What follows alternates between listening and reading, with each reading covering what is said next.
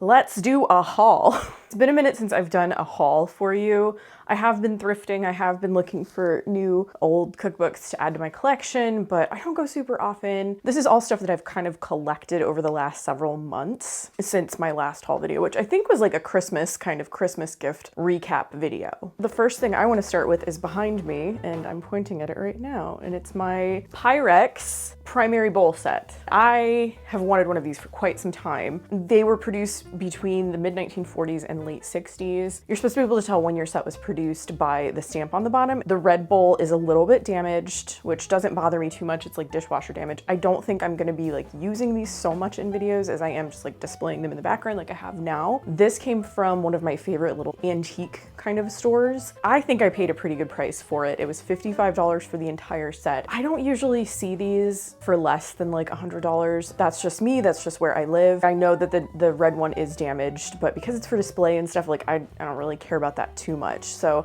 I thought 55 bucks, one of the bowls is not in the best shape. You know, it works for me. I was super happy to find it. I have a nice stack of books here too to get through. Let's start with this one, The Fleischmann Treasury of Yeast Baking. And what year are you again? 1962 on this one. It's got a lovely display on the back of some like product packaging. And you know how much I love looking at old product packaging, and it also kind of like helps you date cookbooks and things if they don't have a publication date. Find grocery products by standard brands. So Bluebonnet margarine, Royal pudding and gelatin, and Planters peanuts. This cookbook is so cheerful on the inside. Like right when you open it, you've got these lovely like green pages, pink daisies. It's a Fleischmann's yeast cookbook, so it's like breads and doughs and sweet rolls and things like that. And it's one of those nice little product cookbooks that I love so much. Next we have Festive Baking for All Seasons. It's a Pillsbury cookbook. It's so weird.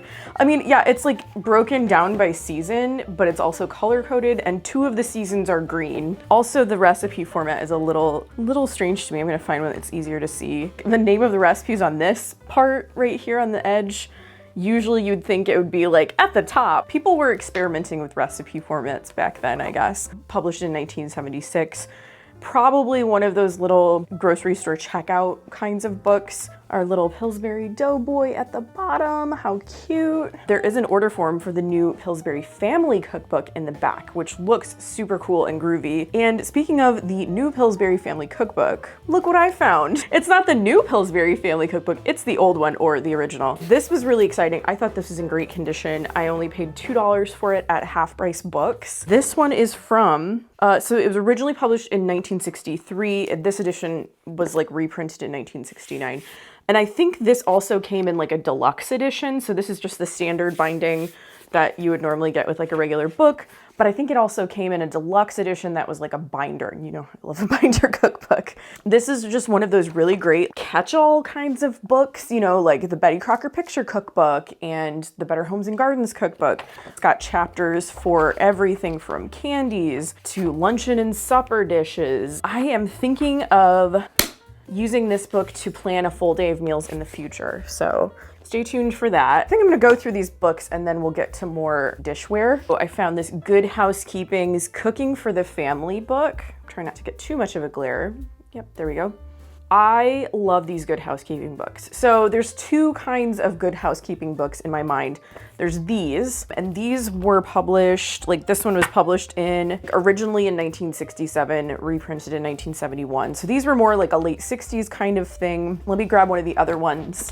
This kind of Good Housekeeping book, this was in my collection already. And these were published in like the mid to late 50s. It's like a series that Good Housekeeping came out with, but we've got like the 2 different ones. I don't know exactly how many they made. This says there's like a little number 8 up in the corner.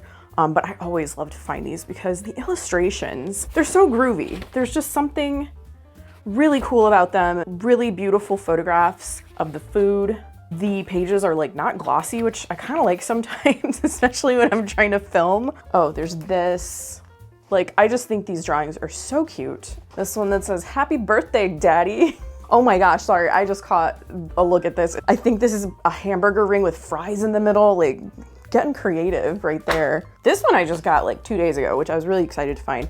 This is Duncan Hines Baking with American Dash, which I wasn't really like hunting this one down, but it was $2 again at Half Price Books. And it reminds me a lot of Duncan Hines' Bake Shop in a book because it's like a binder cookbook with these tabs. So when I bought this, I didn't really look through it. I just kind of grabbed it. And when I got it home, all of the tabs were at the back and like a whole lot of the pages were out of order. So I did have to go through this page by page and put it back in order and put the tabs back, but that's fine. I mean, I wanted to look through it anyway, so that was like a good way to do that. That was a good excuse. This one, I think Bake Shop in a book, I think I like the organization in that one a little bit better. This one is like breakfast, lunch, dinner, snacks, etc., but it's like all desserts. So I don't understand why some of the desserts are dinner desserts and some are lunch desserts. Breakfast desserts I can kind of get because usually it's like donuts and coffee cake and whatever. I just thought that was funny. There's literally no savory recipes in here. Gosh, this one I got months ago. The tag's still on it, so I did get that at Half Price Books as well. But this one is souped up recipes from Lipton. So this utilizes Lipton soup mixes. This one was published in 1978. It's a cute little sort of this kind of binding cookbook. There's a name for it. I can't think of it. If I find it, I'll put it here on the screen. But you often see like community cookbooks with this kind of binding. They've got a little bit of everything in here, from like snacks and appetizers to main dishes, etc. A lot of it starts with like Lipton's onion soup mix, which, you know, not a bad way to start a dish. But we have a lot of good photographs of food in here. I liked this tablecloth in the background, this like very colorful sort of tablecloth. And then this one's really good. I got this one from a library sale, and I initially am not the one who found it. My husband found it because he's good at finding these things. This is Mary and Vincent Price's Come Into the Kitchen cookbook. I don't have any other Vincent Price cookbooks. This is the only one. I suspect that most of you know who Vincent Price was, but if you don't, that's fine. He was an actor, and I think his career spanned from like 1930 till he passed away, I think in the early 90s. I think during about like the 50s is when he kind of cemented his image as kind of like a spooky 1950s, 1960s kind of like horror film actor. And he had this like very distinct voice. If you know the song Thriller by Michael Jackson, there's like a monologue in that song, and that's Vincent Price's voice. So you've heard it. I mean, I'm sure you've probably heard his voice if you don't immediately like remember or know who he is. He and his wife, his second wife, they were very avid food people, and they loved to cook and they loved to entertain. I mean, look at these. Isn't that great? This particular book, I can't remember. Is this signed? For Jenny, our best and bon appetit. It at least says Mary Price. I can't tell if that's Mary and Vincent Price. I don't know, maybe they signed a lot of their cookbooks, but I know that this was only like a couple bucks or something, so that's kind of exciting if it's signed. This one is in Roman numerals, and I'm gonna need to look that up. It is 1969. I don't know exactly, I can't remember how many cookbooks that they published together. It's like supposed to be sort of like an early American thing. The color scheme is kind of like a burnt orangey brown on all of the illustrations.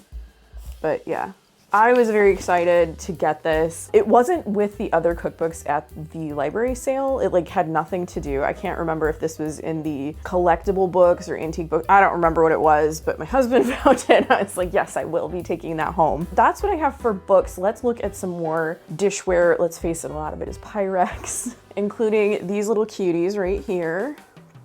Aren't they adorable? So these are little Pyrex pixies, I think they're called. They're like little oval casserole dishes for more like individual or small servings. And I thought, oh, this blue, I adore this blue. You probably know that if you've seen much of my channel. It was like $10 for both of them. And so I snatched those right up. I don't really know what year they were produced. It's very hard to like capture the Pyrex, what am I trying to say, like stamp on the bottom of things. So I can look this up, but I don't know when they were produced, but they were too cute.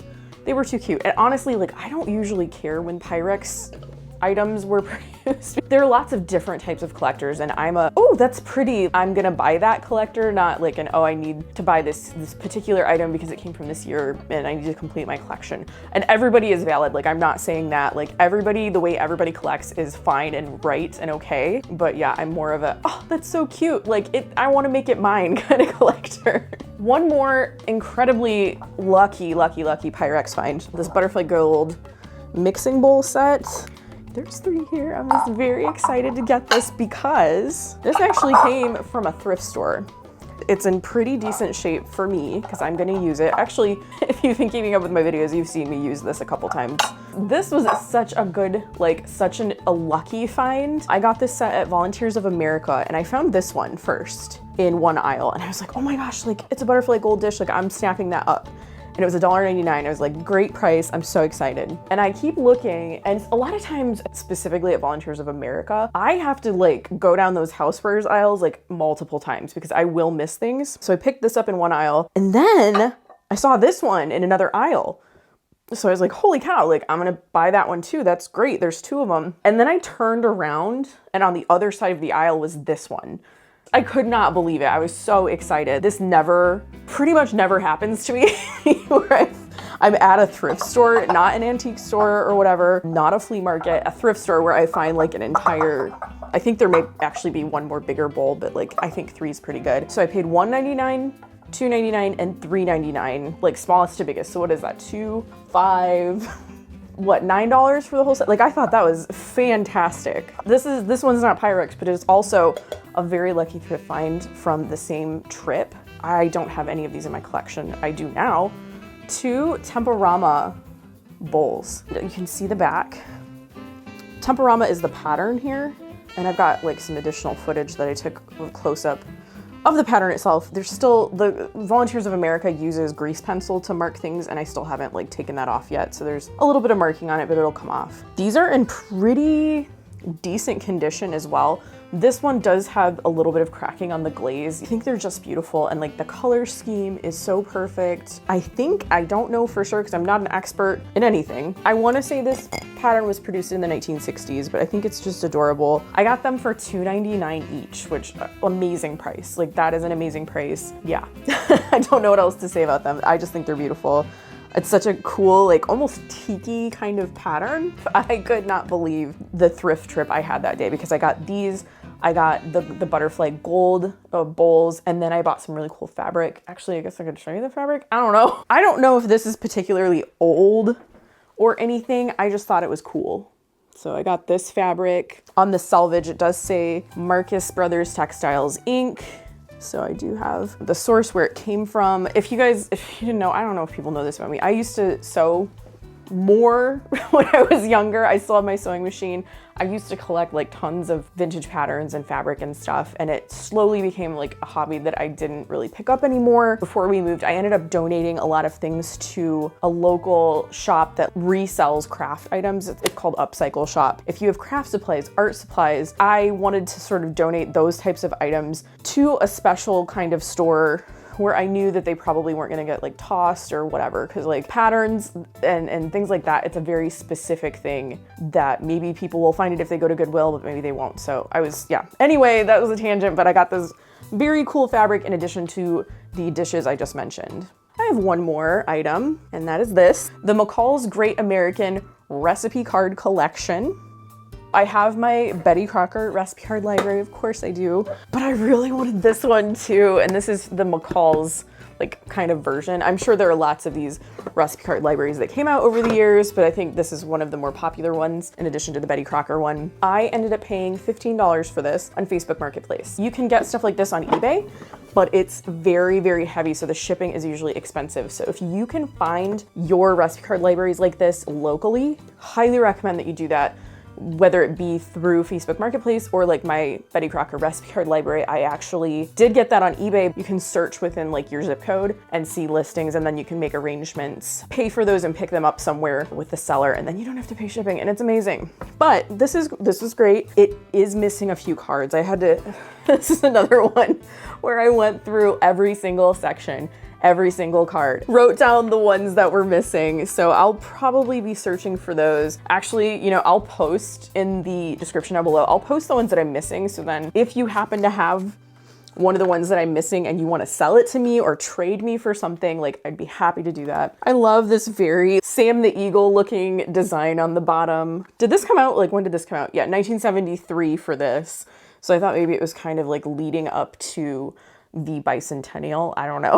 I feel like I've been talking forever, but those are a lot of my, I say recent finds, but truthfully probably my first quarter finds of 2023. Have you found anything great lately at the antique stores, the thrift stores, library sales, what have you? I would love to hear about that, so please do leave me a comment. And really, I love your comments. If you have made any of the recipes that I'm making, or you tell me like, oh, I have that book, and you have a little story behind it, like I really do like truly love to hear about that stuff. If you enjoy these haul videos, I do have an entire playlist.